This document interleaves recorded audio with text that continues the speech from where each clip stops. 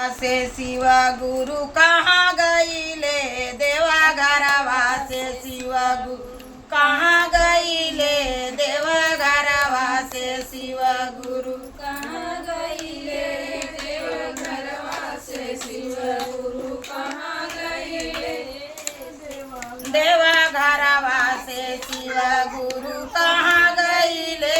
देवा घरवा से शिवा गुरु कहाँ गईले देवा घरवा से शिवा गुरु कहाँ गईले देवा घरवा से शिवा गुरु कहाँ गईले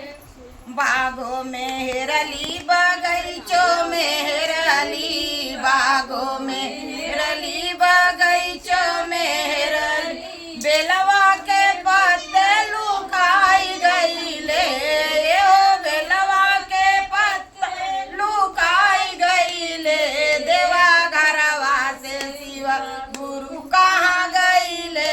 देवा घरवा से शिवा गुरु कहाँ गईले देवा घरवा से शिवा कहाँ गईले देवा घरवा से शिवा गुरु कहाँ गईले फूलों में खोजले फुलवरियों में खोजले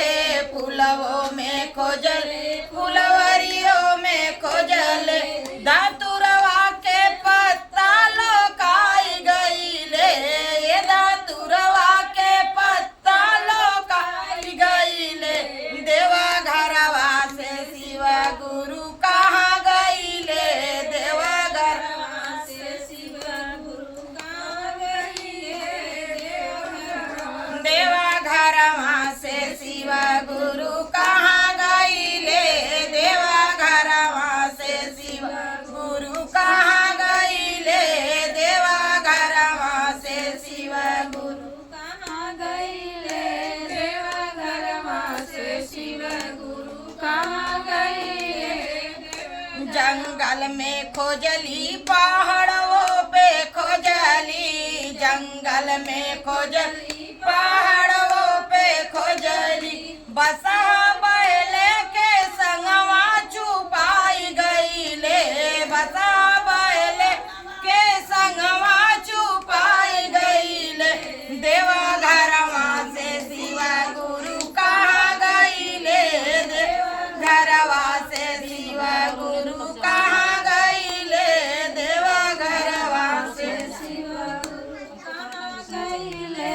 देवा घरवा से शिवा गुरु कहाँ गईले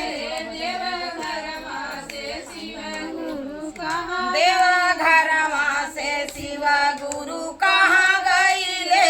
देवा घरवा से शिवा गुरु कहाँ गईले देवा घरवा से शिवा गुरु कहाँ गईले देवा घरवा से शिवा गुरु कहाँ गईले गोकुल में हेरली हो मथुरा में हेरली गोकुल में हेरली हो मथुरा में हेरली